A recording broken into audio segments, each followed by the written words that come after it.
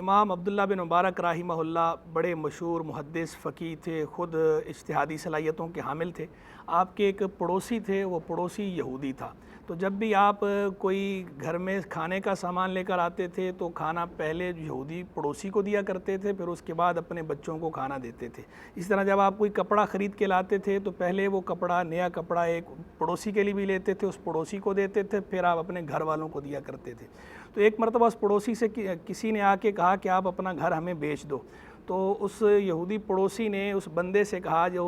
گھر خریدنے کے لیے آیا تھا، اس سے کہا کہ یہ میرا جو گھر ہے یہ بے الفین ہے، یہ اس کے میں 2000 لوں گا۔ تو اس آدمی نے کہا کہ جناب گھر تو آپ کا 1000 کا ہے، آپ 2000 کیوں اس کا ریٹ لگا رہے ہیں؟ تو اس نے کہا 1000 للدار و 1000 للجوار، کہ 1000 تو گھر کے ہیں اور 1000 پڑوس کے، ای جواری عبداللہ ابن المبارک، یعنی امام عبداللہ مبارک رحمہ اللہ ایسی عظیم ہستی کا جو پڑوس ہے 1000 میں اس کے لگا رہا ہوں۔ جب امام عبداللہ بن مبارک رحمہ اللہ کو اس بات کا پتہ چلا تو آپ نے انہیں اس یہودی کو گھر بیچنے سے بھی روکا، اور ایک روایت میں یہ آیا ہے کہ آپ نے دعا فرمائی کہ یا اللہ اس کو ہدایت عطا فرما، اسلام کی دولت عطا فرما۔ تو وہ پڑوسی آپ کے حسن سلوک سے متاثر ہو کر مسلمان ہو گیا، حلقہ بگوش اسلام ہو گیا۔ اس سے پتہ چلا کہ پڑوسیوں کے ساتھ حسن سلوک کیسا ہونا چاہیے، حسن اخلاق کیسا ہونا چاہیے، اور ہمارے اسلاف کا حسن اخلاق اور حسن سلوک کیسا تھا کہ اپنے پڑوسیوں کے ساتھ اتنی عمدگی سے پیش آتے تھے کہ وہ پڑوسی ان کے گرویدہ ہو جاتے تھے اور پھر اس دائرہ اسلام کے اندر آ جاتے تھے۔